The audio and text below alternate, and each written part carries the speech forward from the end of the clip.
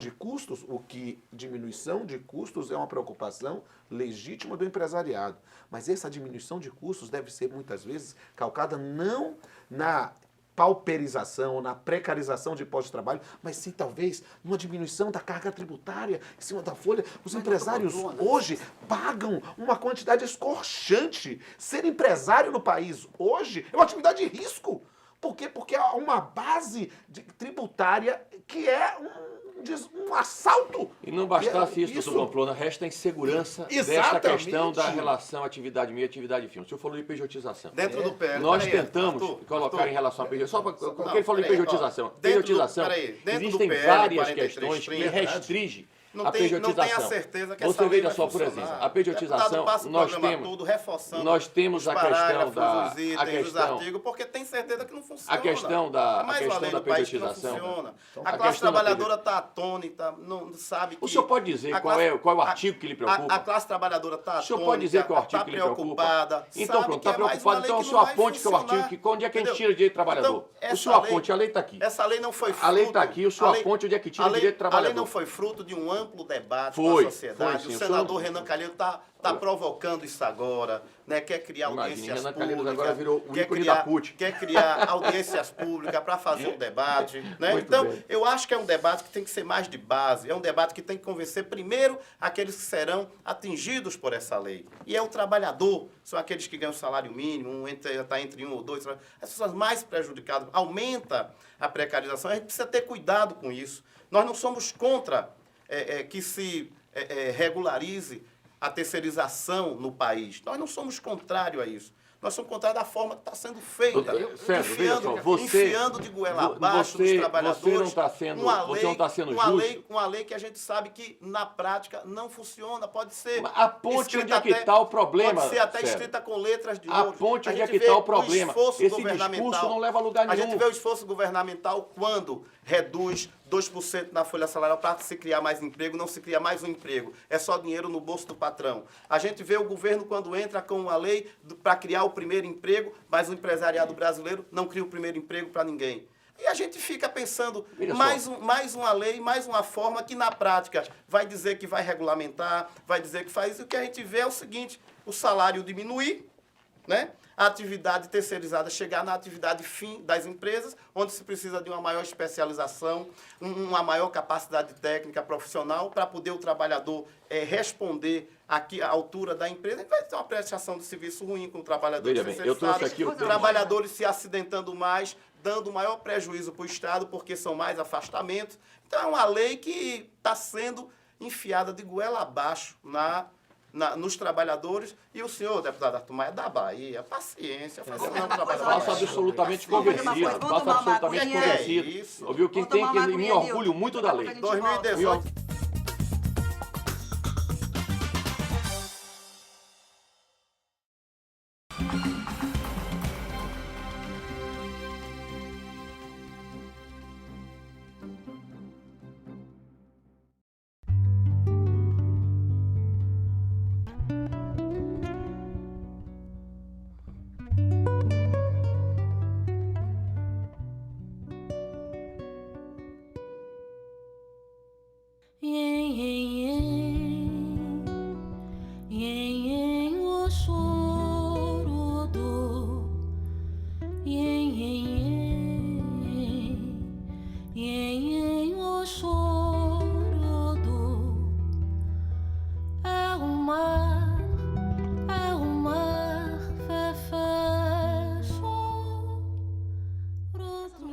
São guerreiras, né, no sentido de manter a tradição, a origem, o saber, o conhecimento adquirido ao longo de muitas gerações. Né? É reconhecer a importância da sua história, e elas reconhecem e transformam e mantêm isso vivo até hoje.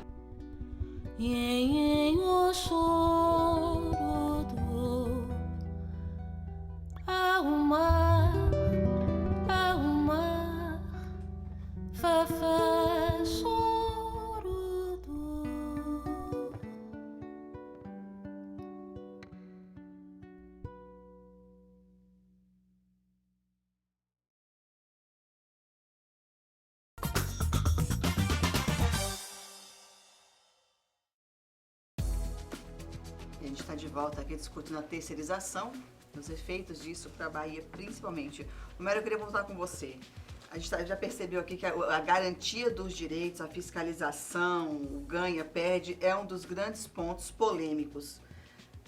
Pamplona acha que não é possível a fiscalização. O senhor acha, enquanto representante das empresas, que é possível a aplicação efetiva? Não, estou dizendo que a questão prática hoje é muito mais complexa. Na verdade, imaginar que temos na prática uma quantidade enorme de empresas que descumprem a legislação trabalhista. Ter mecanismos de garantia na lei é, sem sombra de dúvida, um instrumento a mais para tentar combater os pecadores. E dentro dessa linha é ótimo. Não posso ser contrário à ideia de exigir garantias. O fato é que a própria noção de capital social, que é uma questão jurídica relevantíssima, a questão de capital social na prática, e eu falo isso também como professor de direito civil, né? A gente verifica na prática que muitas vezes o capital social das empresas é uma peça de ficção científica.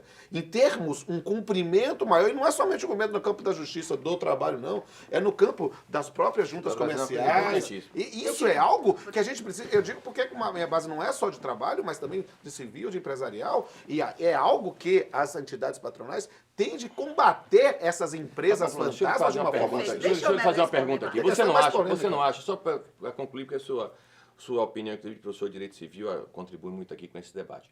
Você não acha que a responsabilidade solidária trará para o contratante da terceirizada uma responsabilidade muito maior, inclusive na hora de contratar?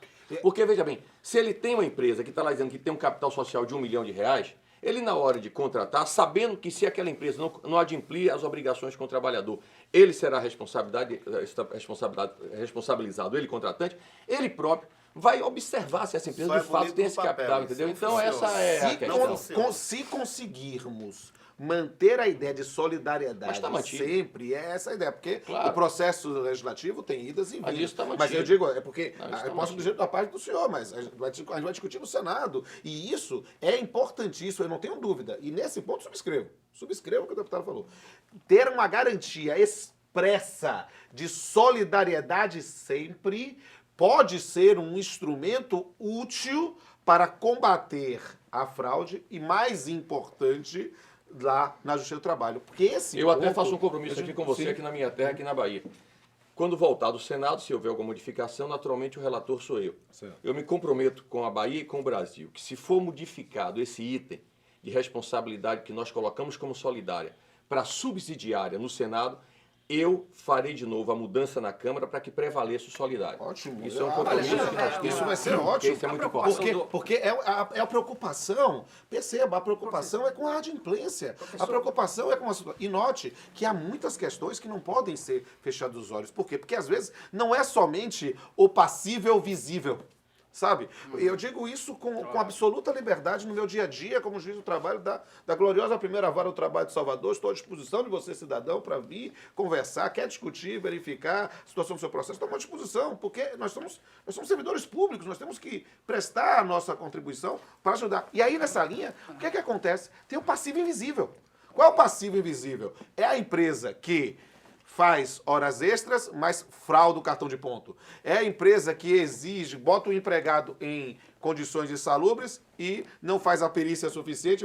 Ou seja, gera um passivo invisível que muitas vezes só desemboca lá na Justiça do Trabalho e depois faz. Quem criou esse conceito de subsidiariedade foram vocês. Exato. Foram vocês através da súmula 331, não foi a Câmara dos Deputados. Quem disse que a relação e aí, nesse ponto subsidiária foi a súmula 331 do Mas Supremo Tribunal Superior do Tribunal do Trabalho. Momento histórico e que a gente precisava dar uma garantia. Então, só que agora, como havia uma previsão na lei. Agora a lei melhora. Nesse ponto, né, eu já avança disse, extraordinariamente. Da solidariedade, vai ter meu aplauso. Por quê? Porque a subsidiariedade é uma construção teórica de... Porque o que é subsidiariedade? solidariedade com benefício de ordem. Eu tinha que primeiro ver as empresas. patrona. Aí, quando eu já tenho uma solidariedade de cara, eu posso pensar em uma exigência de uma maior responsabilidade. Deputado, eu entendo Desculpa, irmão, perfeitamente. eu estou falando demais, vou dar um espaço Eu ali. entendo perfeitamente a sua preocupação. Eu estou gostando do debate, tá ótimo. Não, eu entendo perfeitamente, porque só desemboca no judiciário Exato. aquelas laranjas podres, aqueles Exato. casos podres da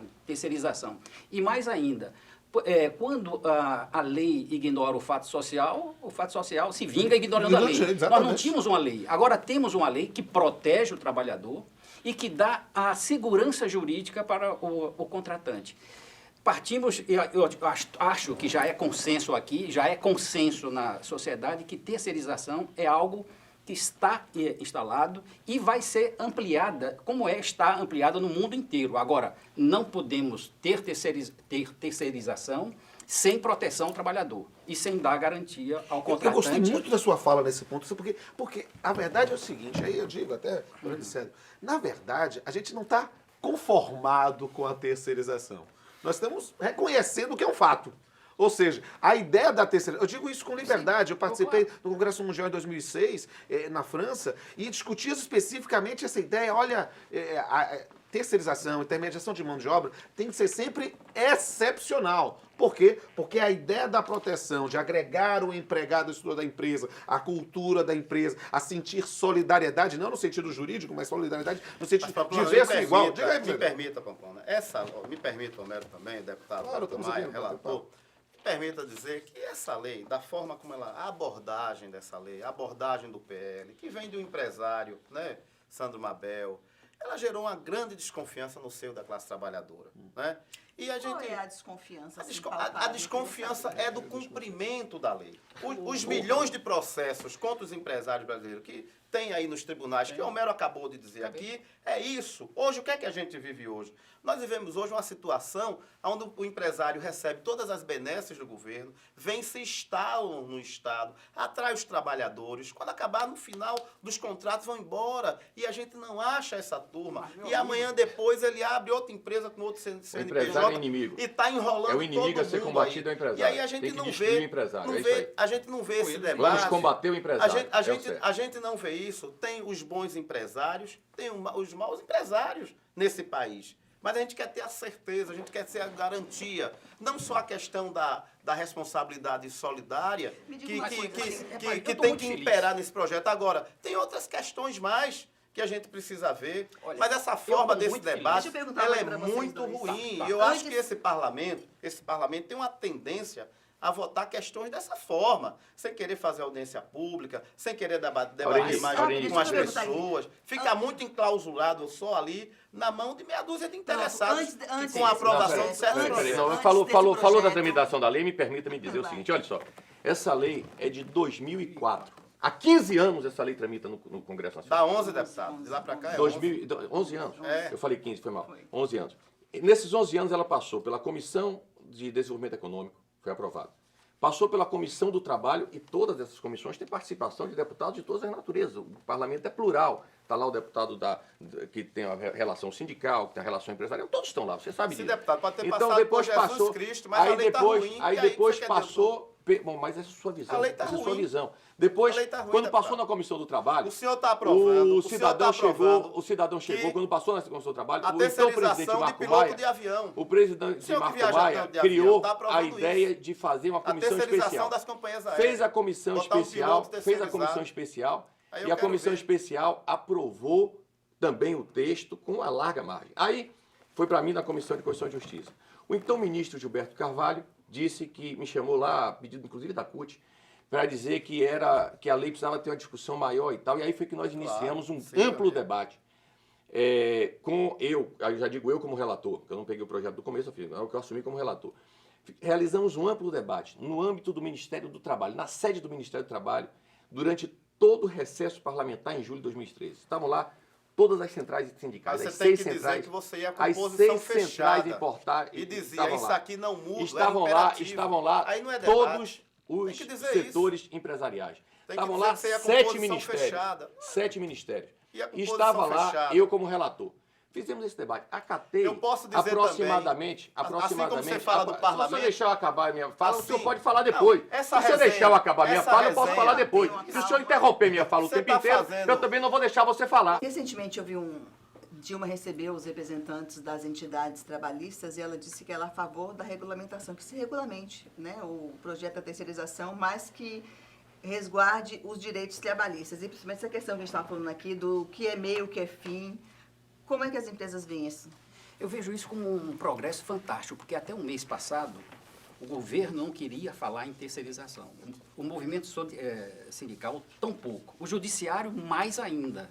Ninguém queria falar em terceirização. E ao ouvir a presidente falar de que entende que é necessário terceirizar para dar segurança jurídica ao empresário e a proteção ao trabalhador, ela, para mim, ela chancelou o projeto.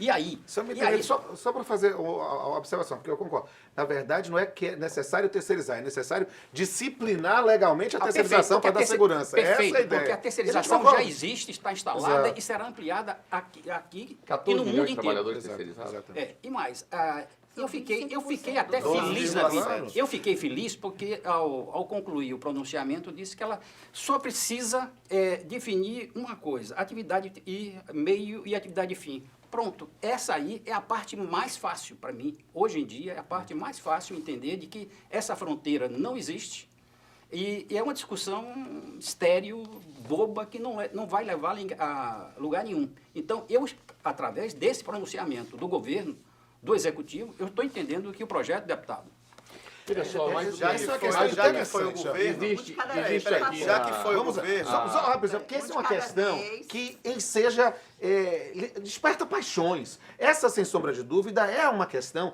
importantíssima. E a gente precisa colocar em você. Aí está quase aqui no Ultimate Fighting. A gente está fazendo aqui por quê? Porque isso desperta as nossas vísceras. Isso faz com que tratemos um momento de desnudarmos ideologicamente, desnudarmos politicamente. E é claro que todo debate enseja paixões. Por quê? Porque somos homens, não somos máquinas. Estamos nesse ponto lutando sempre para a visão que todos nós, e cada um à sua forma, está pensando para a sociedade. E aí, a gente vai conversar aqui um pouquinho, mas o que a gente está combinando aqui direitinho? Vamos deixar cada um falar para que a gente possa ter espaço, um de cada vez. A gente acerta aí. Deixa a Aurenia dizer aqui. Infelizmente, Aurelio. Não, Infelizmente, Cedro Aurelio, fala olha e depois só. ele fala para você. Pode ver aí. Estou cronometrando. Acha que eu quero dizer para o deputado que a gente aqui, deputado, não está sendo contra por ser contra, não. É porque eu vivo na prática esses 30 anos do movimento sindical, onde nós pudemos, e até mesmo em alguns momentos com a sua ajuda, construir leis que fortalecerão as relações de trabalho no país. A gente precisa mais do aperfeiçoamento dessas leis, para que essas leis elas se cumpram na prática. O projeto de lei da terceirização a gente não está contra. A gente tem propostas, e ainda temos propostas, para debater com o parlamento brasileiro. Então, é nessa ideia que nós estamos. Agora, quando a gente vê um projeto de um lado, né, a letra da lei, que é fria, que é morta, né, que muitas vezes não funciona, é uma decepção para os trabalhadores. Então, hoje, se a gente sair daqui para ver se na prática não está acontecendo isso, vamos encontrar milhares de trabalhadores sem o equipamento de proteção individual, vamos encontrar milhares de trabalhadores na justiça dando entrada no processo,